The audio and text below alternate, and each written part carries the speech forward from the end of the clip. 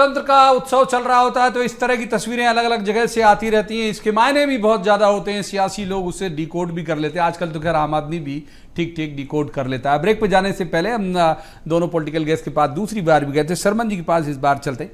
9 सीटें, शर्मन जी क्या एजेंडा आपको लगता है इन जगह का और किस तरह की तासीर है? और ख़ास तौर पर जो 3 दिग्गज, है तो सारे ही दिग्गज अलग अलग पॉलिटिकल पार्टी के लिए 3 बड़े चिन्हित से दिख रहे हैं, दिग्विजय सिंह, ज्योतिरादित्य सिंधिया और शिवराज सिंह चौहान।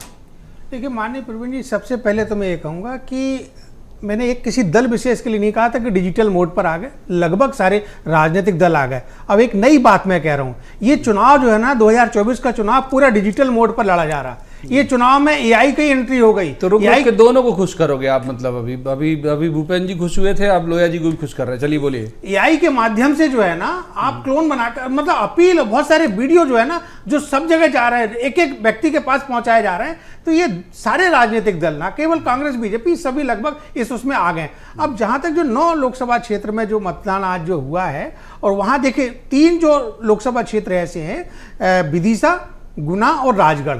तो देखिए विदिशा के संदर्भ में मेरा ये कहना है, मेरा आकलन भी है कि माननीय शिवराज सिंह चौहान जी ने जब से राजनीति में आए हैं विदिशा को उन्होंने अपनाया है। रहने वाले बुधनी के सीहोर से थे, लेकिन विदिशा को उन्होंने अपने से कभी अलग नहीं किया। जब मुख्यमंत्री रहे तब भी वो लगातार वहां जाते रहे, जब वो सांसद थे तब तो वहां काम करते ही थे वो। और यही कारण रहा कि उन्होंने अपने दम पर 2 बार अपने लोगों को लोकसभा चुनाव जितवा दिया। अभी रमाकांत भार्गव जी को और इसके पहले रामपाल सिंह जी को। तो विदिशा से उनका नाता सदैव बना रहा है, इसीलिए उनको विदिशा सीट निकालने में बहुत ज्यादा दिक्कत नहीं आएगी। मार्जिन का सवाल है, वो मेहनत भी कर रहे हैं। जी हाँ, लगातार हम देख रहे हैं कि जो है विदिशा हाई प्रोफाइल सीट बना हुआ है। इसी बीच यहाँ पे लेकिन बड़ी खबर मिल रही है, जहां मध्य प्रदेश और छत्तीसगढ़ में तीसरे चरण के मतदान के जो आंकड़े हैं वो जारी हुए हैं। मध्य प्रदेश में 9 सीटों पर मतदान हो रहा है, छत्तीसगढ़ में 7 सीटों पर वोटिंग जारी है। मध्य प्रदेश में अगर दोपहर 1 बजे तक के वोटिंग परसेंटेज की बात करें तो 44.67% तक मतदान हुआ है। छत्तीसगढ़ की बात करें तो दोपहर 1 बजे तक 46.14% मतदान हुआ है। राजधानी भोपाल की अगर बात करें तो 40.41% मतदान, ग्वालियर में 41.18%, विदिशा में 50.46% मतदान, और वहीं गुना की अगर बात करें तो 49.93% मतदान हुआ है। गुना आप देख रहे होंगे और राजगढ़, गुना और राजगढ़ बैक टू बैक चल रहे हैं। उस राजगढ़ में सबसे ज्यादा मतदान यानी 52.60% मतदान राजगढ़ में हुआ, और उसके बाद गुना के फिगर है वो स्क्रीन पर मैं अभी देख नहीं पा रहा हूं, लेकिन इस तरह का जो चल रहा है वो गुना और राजगढ़ के बीच चल रहा है। भूपेंद्र जी के पास चलते हैं एक बार। भूपेंद्र जी, यही सवाल जो मैंने शर्मन जी से किया था, इन 9 जगह का जो पोलिंग जो चल रही है, क्या लग रहा है आपको कौन से एजेंडे होंगे जो लोगों को आपके पक्ष में ले आएंगे? क्योंकि हम इलाकेवार बात करें, अलग अलग जहां पे जिन जिन चरणों पर वोटिंग हो रही है तो हर दिन हम उसी तरह से बात करते हैं, तो आज इस क्षेत्र विशेष की बात कर लेते हैं। आपकी नजर में क्या आकलन आपका? ये पहला तो मैं जो है समस्त कांग्रेस के जो पोलिंग एजेंट्स हैं, कांग्रेस के कार्यकर्ता हैं, उनसे ये अपील करना चाहता हूँ कि फॉर्म 17C में पूरी जानकारी अपने आंख के सामने लें, दस्तखत करवाएं और उसको सील करवाएं, क्योंकि जो है चुनाव आयोग जो है 11 दिन बाद भी जो है परसेंटेज घोषित कर सकता है बिना मतदान की क्वांटिटी बताए हुए। तो इसमें सतर्क रहने की जरूरत है, और जो है ये हेर फेर की गुंजाइश उससे कम होगी।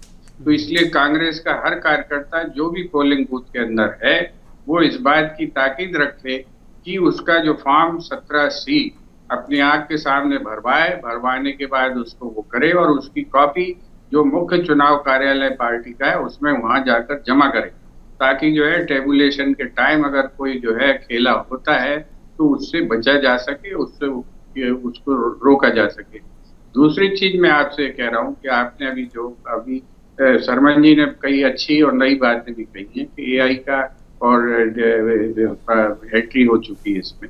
आपको याद हो कि प्रधानमंत्री जी ने स्वयं जो है वो एक नृत्य करते हुए एक उसमें दिखे थे, डीप फेक जो चीजें हैं उनका उपयोग अब जिसका जो है उन्होंने खुद ही खंडन किया था, उसका प्रयोग अब बीजेपी खुद ही कर रही है। तो ये जो चीजें हैं, ये टेक्नोलॉजी जब आई है तो टेक्नोलॉजी का प्रयोग हो रहा है। हम डीप फेक की स्टेज में पहुंच गए हैं, एआई की स्टेज में पहुंच गए हैं। लेकिन हमको आज भी जो है 11 दिन लग रहे हैं ये कैलकुलेट करने में कि कितने प्रतिशत वोट डला है।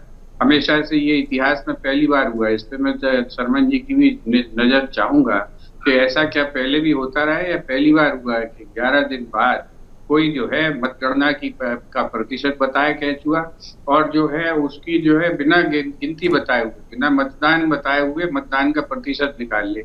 ये सब चीजें घटनाएं घट रही है, घबराहट है। ये घबराहट ही जो है सारी चीज ट्रांसलेट कर रही। जिस तरीके से जो आज मुद्दे हैं, आज जो जातिगत जनगणना के मुद्दे के बाद, जिस तरीके से आरक्षण के मुद्दे के बाद, जब पहले तो बहुत शान से कह रहे थे आरक्षण खत्म कर देंगे, अब जब बात पहुंच गई गांव गांव तो कितनी सफाइयां देते फिर रहे हैं। हर भाषण में 6 बार सफाई देनी पड़ रही श्रीमान को कि हम आरक्षण के साथ खड़े हैं, हम आरक्षण को कभी खत्म नहीं करेंगे। और 30 लाख पद खाली पड़े, बेरोजगारी की बात नहीं हो रही। भारतीय जनता पार्टी अपना खुद का जो है मैनिफेस्टो भूल गई। अभी आप लोया जी से पूछ लेंगे इनके मैनिफेस्टो में क्या क्या मुद्दे हैं, बता नहीं पाएंगे। क्यों? अच्छा। क्योंकि इनको कहा गया मैनिफेस्टो की चर्चा करने की न इनकी कल हिम्मत थी ना आज है। तो ये परिस्थिति जो है ये देश में सामने आ चुकी है और इसी परिस्थिति को लेके जो है आज ये मतदान आगे बढ़ रहा है और इस मतदान के परिणाम बहुत अच्छे आएंगे। हम लोग जहां भी संभव है वहां तो सर मतदान के जो भी परिणाम आएंगे 9 सीटों पर, आपसे भी जानना चाहूंगा कि 9 सीट जहां अभी आज वोटिंग चल रही है, कुछ जगह बहुत ज्यादा है, राजगढ़ कैसे परिभाषित करोगे आप? 1 बजे तक 52%। हालांकि ये बहुत सुखद है, जिसके ही पक्ष में जाए हम लोगों को तो ये है कि वोटिंग परसेंटेज बढ़ना चाहिए, जिसके पक्ष में भी जा रहा हो। लेकिन इसे डिकोड करिए जरा लोया साहब, ये आपके फेवर का है, आपके खिलाफ का है? ये उत्साह है जहां जहां बढ़ रहा है वहां, और जहां कम हो रहा है वहां, और एजेंडे क्या होंगे इन जगह के? प्रवीण जी, ये वास्तव में डिकोड उस दिन हो गया था जिस दिन माननीय गृह मंत्री अमित शाह जी राजगढ़ में ये लोगों से अपील करके गए थे कि माननीय दिग्विजय सिंह जी की राजनीतिक विदाई उसी अनुरूप में करिए जिस कद के वो नेता हैं। तो वो विदाई उसी दिन सुनिश्चित हो गई थी और पहले से संभावित था कि अच्छे मार्जिन से हारेंगे। उस दिन गए। मैं आपके माध्यम से भूपेंद्र जी भाई साहब को एक निवेदन करना चाहता हूँ। बड़े सम्मानित कांग्रेस के वरिष्ठ नेता हैं वो। आप ना तो दूसरों के अध्ययन को चुनौती दीजिए, न दूसरों की क्षमता को चुनौती दीजिए। देखिए, ये सहनशीलता कोई अपराध नहीं है। मैं आपसे एक आग्रह करना चाहता हूं, आप अभी जिन मतदान के प्रतिशत को बढ़ने पर प्रश्न चिन्ह लगा रहे थे, आदरणीय भूपेंद्र जी, आपको ये मालूम होना चाहिए कि पहली बार ये हो रहा है लोकसभा के चुनाव में कि 80% वर्ष से अधिक उम्र के लोगों के मत अलग डल रहे हैं। उसमें दिव्यांगों के मत भी अलग डल रहे हैं, हमारे सैनिकों के मत भी उसमें शामिल हैं और जो शासकीय कर्मचारी अधिकारी चुनाव ड्यूटी में हैं उनके मत भी शामिल हैं, जो आज के मतदान के पहले डल चुके हैं। और आज सुन लीजिए, मैं कितने प्यार से सुनता हूँ आपको, आपको सुनने का क्षमता क्यों नहीं है? आप में सुनने की क्षमता क्यों नहीं है? हमने तो वो चुनाव, अरे भूपेंद्र जी देखिए, मैं आपसे फिर कहता हूं, ये एक मर्यादा है, इसको आप कृपया, मैं बड़ा विनम्रता से आग्रह करता हूं, इस मर्यादा को तोड़ने का काम मत करिए। हमने तो वो चुनाव भी बर्दाश्त किए हैं। इस देश में 3 चुनाव ऐसे हुए हैं जिसमें मतदाता अपने घर से वोट डालता था, पार्टी पोलिंग की पेटी लेकर घर जाती थी। और ज्यादातर नहीं, मैं आपसे देखिए, मैं भूपेंद्र जी आपसे अभद्र भाषा का प्रयोग नहीं करना चाहता और मैं उस भाषा का प्रयोग करना चाहता जिसका आप करते हैं। मैं मगर एक विनम्रता से आग्रह करना चाहता हूँ, यदि सम्मान चाहते हैं तो सम्मान देना पड़ेगा। ये बड़ी विनम्रता के साथ कहना चाहता हूँ। मैं आपसे मुझे आपसे नहीं करनी है। मैं फिर से कहता हूँ और मैं आज आपसे कहता हूँ, आज चुनौती पूर्वक कहता हूँ, इस देश की राजनीति के जिस अध्याय की चर्चा करना चाहेंगे उस पर करूंगा, और इतिहास की अगर चर्चा करना चाहेंगे तो मोहनजोदड़ो और हड़प्पा से भी करूंगा, और आप चाहेंगे तो वैदिक इतिहास से भी करूंगा। 1 मिनट में शोर हो जा रहा है, फिर सुन लीजिए।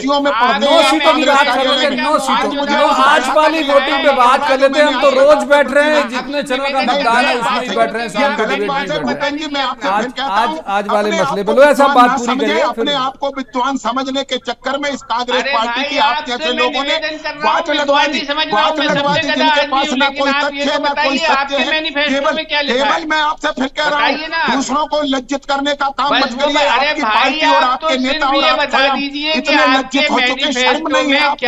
अगर आपने बेशर्मी को ओढ़ रखा रहा है। विद्वान और चर्चा करने की बात विषय नहीं होना है। चाहिए। भूपेंद्र हो हुड्डा जाएगा, जी मान सुन लेते हैं कि लीजिए, वो प्लीज। विद्वान नहीं है, मगर मैं आप आपसे तो फिर विद्वान कहता है, हूँ, तो आप आपसे बताइए। प्लीज उसकी प्रतिध्वनि आपको सुनाई पड़ेगी।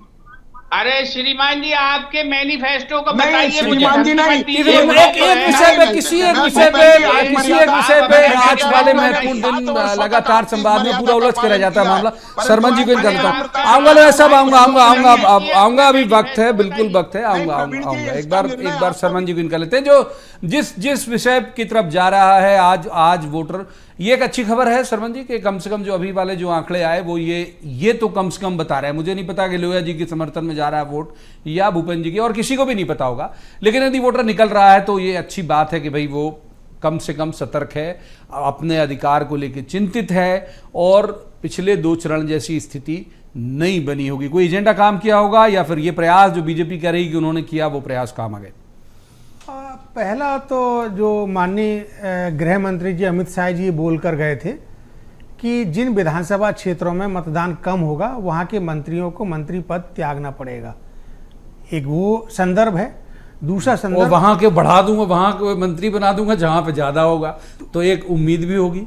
दूसरा संदर्भ ये है कि चुनाव आयोग ने इस बार व्यवस्थाएं बहुत अच्छी की हैं कि मतदाता को गर्मी के दौरान जो सारी सहूलियतें मिलना लकी ड्रॉ हमने दिखाया अभी डायमंड रिंग 2 मिनट पहले, ये कई जगह हुई भी हैं। हाँ। बिल्कुल, तो सारी सहूलियतें जो सुविधाएं हैं वो चुनाव आयोग ने मतदाताओं को उनको उपलब्ध कराई हैं।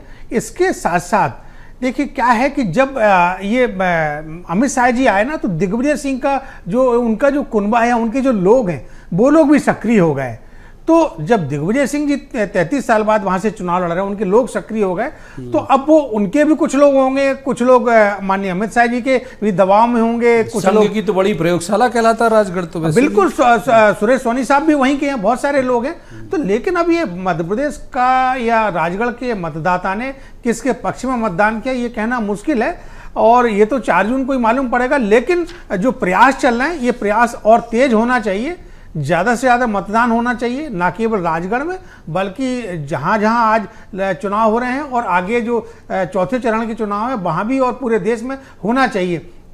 अब इसमें एक और मुद्दे की बात यह है कि देखिए, जो कार्यकर्ताओं में, कांग्रेस या बीजेपी के कार्यकर्ताओं में एक जो महत्वाकांक्षा जाग गई है माननीय गृह मंत्री जी के कहने के बाद, या दिग्विजय सिंह और कांग्रेस के नेताओं के कुछ अपने इंटरनल मैसेजिंग के बाद, तो लोगों को लग रहा कि यदि हम सीट निकालेंगे तो देखिए बहुत छोटे लोग चिन्हित तो होंगे, जाहिर बात है। हाँ, बहुत छोटे लाभ होते हैं, चिन्हित होगा। हाँ बिल्कुल, बहुत छोटे लाभ रहते हैं कि भाई अभी पंचायत का चुनाव है, विधानसभा का चुनाव है, या कुछ और चुनाव है, वहाँ या बहुत सारी संगठन का पद है, महामंत्री या जिला अध्यक्ष, बहुत सारी कमेटियां रहती है, सांसद बहुत सारे प्रतिनिधि अपॉइंट करते हैं। तो कहीं ना कहीं लोगों को इसकी अपना एक उनको आशा जागी है, तो लोग जुट गए हैं, और अच्छा है, जुटना चाहिए। तो उसका भी एक कारण मेरे को महसूस होता है। एक बार भूपेंद्र जी को इन करते, थोड़ा इलाके की बात करते हैं। भूपेंद्र जी, विदिशा तो आप लोगों के लिए बड़ा माने बहुत लंबे वक्त से, अगर मैं गलत नहीं हूँ, शायद 84 के बाद से आपका वहाँ जुगाड़ लगा नहीं। इस बार शिवराज जी आ गए वहाँ हालांकि अभी उस तरह से झूम के मतदान जैसी खबरें तो नहीं आई, 1 बजे का वक्त है, हो सकता है शाम तक झूम के मतदान जैसी खबरें भी आए। कुछ उम्मीद विदिशा में लगा के चल रहे हो क्या आप? विदिशा सीट जो है, हम लगातार जब रामनाथ गोयल का वहां से लड़ते थे, रामनाथ गोयल का के समय से जो है वो सीट हम कभी जीते नहीं है। तो ये मामला जो है, इसमें निश्चित रूप से इसमें कोई स्वीकार करने में कोई बुराई नहीं है। लेकिन जो है राजगढ़ सीट का मामला बिल्कुल अलग है, और राजगढ़ सीट का जो रिजल्ट है वो भारतीय जनता पार्टी के सारे मुगालते दूर करेगा। और दूसरी चीज जो है, ये मैंने आपसे 2 सीटों का जिक्र किया है, और हालांकि गुस्सा हो गए हमारे लोहिया जी, छोटे भाई हैं, लेकिन मैं आपसे कहना चाहता हूं कि उन दोनों सीटों पर, बैतूल पर और जो है सागर पर, ये जो है एक अलग दिशा में जो है चुनाव जा रहा है। यहाँ पर ये सागर हम करीब 3.5 लाख वोटों से हम चुनाव हारे थे। आपको चुनाव परिणाम बता देगा कि मैं जो कह रहा हूँ वो कितना सच है, और कितनी उनका जो गड्ढा है उस गड्ढे का क्या हुआ। और यही बात मैं आपको बैतूल के संदर्भ में भी कह रहा हूँ। ये परिस्थितियां जो है रोज बदलती हैं, रोज जो है चेंज होती हैं। अभी मुरैना के संदर्भ में भी चाहूंगा कि लोया जी अपना तबसरा करें। तो ये बहुत सारी चीज जो है, और ग्वालियर में भी ये दिक्कत नहीं, हमारे पास कार्यकर्ता नहीं बचे। ये इनने कहा, ये 2014 से ये कह रहे हैं कांग्रेस के पास कार्यकर्ता नहीं है, लेकिन 5 लाख तो ये अभी उठा के ले गए। तो ये कहाँ से आए थे 5 लाख लोग? इसका ये जवाब नहीं दे पाते हैं। इसका ये जवाब नहीं दे पाते हैं कि जो है हीरो हीरोइनों को तो बुला लिया आपने राम मंदिर के कार्यक्रम में, लेकिन देश के राष्ट्रपति को नहीं बुलाया। राष्ट्रपति जी हीरो हीरोइनों से कम है। ये जो है अमिताभ बच्चन वहां लाइन में बैठे हैं और उमा भारती पीछे वहां धूप सेक रही थी, जिसने जो है आंदोलन लड़ाया है। ये जो है इनके सारी इनकी जो कलाकारियां हैं देश जवाब ले लेते हैं। और भूपेंद्र जी मैं अनुरोध करूंगा कि प्लीज जैसे वो सुन रहे हैं आप सुनिएगा जरूर। लोया साहब, ये जो 2-3 जगह का उन्होंने जिक्र किया, सागर, बैतूल और मुरैना कांग्रेस को लंबे वक्त से लग रहा है कि वो आपका वीकर सेक्शन है। आप देखो, अगर गौर से एक बार रिकॉल करोगे तो प्रियंका भी वहीं जा रही, राहुल भी वहीं जा रहे हैं, रोड शो भी वहीं हो रहा है, मोदी जी भी वहीं जा रहे हैं। तो ये जो मुरैना को लेके कांग्रेस को बहुत आशाएं जगी हैं, इसमें आपको लगता है कि उनकी आशाएं निर्मूल हैं या फिर कुछ है वहां वाकई आपके लिए वीकर सेक्शन? प्रवीण जी, एक बात समझ लीजिए, मोदी तो हर उस जगह जाते हैं जहां भारतीय जनता पार्टी कमजोर हो या मजबूत हो। मोदी जी ने कोई जगह नहीं छोड़ी है। भोपाल एक ऐसी सीट है जो हम 89 से आज तक नहीं हारे हैं, मगर मोदी जी वहां भी आते हैं, रोड शो करते हैं। हम जिम्मेदारी से भगने वाले लोग नहीं। मुरैना की जहां तक आप बात कर रहे हैं, पिछली बार हम 1,31,000 वोट से जीते थे और उससे ज्यादा वोट से शिवमंगल सिंह तोमर वहां से चुनाव जीत रहे। एक सीट का जिक्र किया आदरणीय भूपेंद्र जी ने कि सागर में 3.5 लाख से हारे थे। मैं आज कहता हूं कि सागर अगर 5 लाख वोट से कम हारे तब अपन 4 जून को पुनः बात करेंगे। एक और बात कहता हूं, विदिशा आज इतिहास ना बना दे, ये बहुत बहुत महत्वपूर्ण है। शायद देश के लोकतंत्र में सबसे बड़ी जीत हासिल आज विदिशा में मतदाता भारतीय जनता पार्टी को देने जा रहा है। यही हालत लगभग कमतर गुना में है।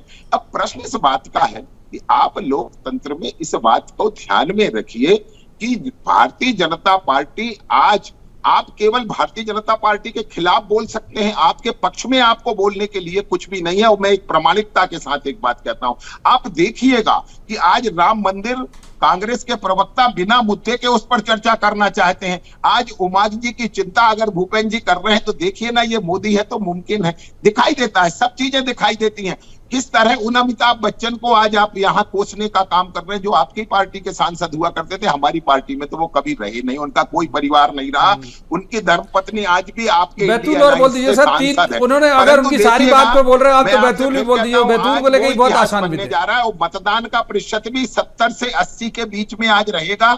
ये मैं आपसे जिम्मेवारी के साथ कह रहा हूं।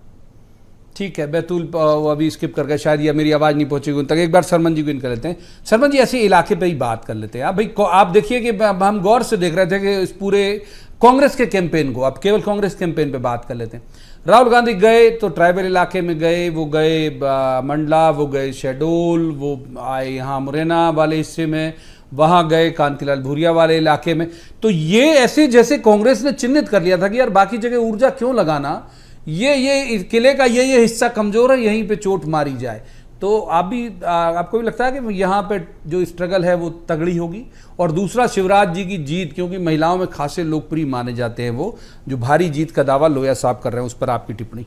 देखिए माननीय प्रवीण जी, पहले तो जो कांग्रेस की जो राहुल गांधी जी के संदर्भ में कहा कि वो ट्राइबल एरियाज में राहुल प्रियंका दोनों, हाँ, दोनों लोग तो कमजोर तो नहीं, क्योंकि कांतिलाल भूरिया झाबुआ रतलाम से लंबे समय से मेंबर ऑफ पार्लियामेंट बनते आए हैं और वहां गए। वो नहीं, वीकर सेक्शन बीजेपी का मान के मैं ये कह रहा हूँ, वो भी मान रहे थे बीजेपी के लिए कमजोर है। हाँ, ये आप बिल्कुल सही कह रहे हैं आप। तो उनको अपना लग रहा है कि ये सीट हम निकाल सकते हैं। इसी तरह से मुरैना सीट जो है ना, वो बहुत टफ हो गई है और कोई बड़ी बात नहीं कि भारतीय जनता पार्टी बहुत कम मत से वहाँ निकाल ले, क्योंकि नरेंद्र सिंह तोमर जी जब चुनाव नहीं लड़ रहे हैं और जो सिकरवार परिवार से जो चुनाव लड़ रहे हैं वो बहुत वहाँ दखल रखते हैं, उनका अच्छा प्रभाव भी है। प्रियंका भी नीटू बोल के चली गई थी मंच से कि नीटू सिकरवार, नीतू बोल गई थी वो। प्रभाव भी है, तो हो सकता है कि ये, और जहाँ तक जो बाकी जो लोकसभा क्षेत्र हैं जहाँ आदिवासी वर्ग की संख्या ज़्यादा है, वो कांग्रेस का फोकस अभी से नहीं, बहुत पहले से रहा है कि आदिवासी बेल्ट पर उनका फोकस रहा है और आदिवासियों को वो अपना मानते हो, इसीलिए माननीय राहुल गांधी बार बार आदिवासियों को, जो एक दल वो कहता है कि आप मतलब वनवासी हैं, वो कहते नहीं, पहले ओरिजिन यही है, पहले धरती पर यही आए। तो राहुल गांधी जी, और अब देखिए जब भारत जोड़ो यात्रा आई, बाकी भी दूसरी यात्रा आई उनकी न्याय यात्रा, तो उन्होंने आदिवासी एरिया में ज़्यादा फोकस किया। वहाँ पे विधानसभा चुनाव के पहले भी उसी एरिया से वो ज़्यादा निकले। तो कह ये सकते हैं कि कांग्रेस पार्टी का फोकस जो है ना, और कांग्रेस पार्टी का आदिवासी वर्ग परंपरागत रूप से वोटर रहा भी है इंदिरा जी के समय में, उसके पहले से भी, लेकिन वो धीरे धीरे छटकता जा रहा, तो वो अपने पास रिटेन करने के लिए कांग्रेस की कोशिश है। अब माननीय शिवराज सिंह चौहान जी की जो महिलाओं के संदर्भ में आपने बात कही कि उनका बहुत अच्छा उनके प्रति सहानुभूति है महिलाओं, जल्दी वक्त बिल्कुल फिसल रहा है। देखिए माननीय शिवराज जी चुनाव तो जीत जाएंगे, लेकिन ये जो लाडली बहना है ना, इससे समय निकल चुका है। और अब महिलाएं कितना मतदान करेंगी भाई, मैं एक बहुत जीतना अलग बात है, वो कह रहे रिकॉर्ड बना देंगे।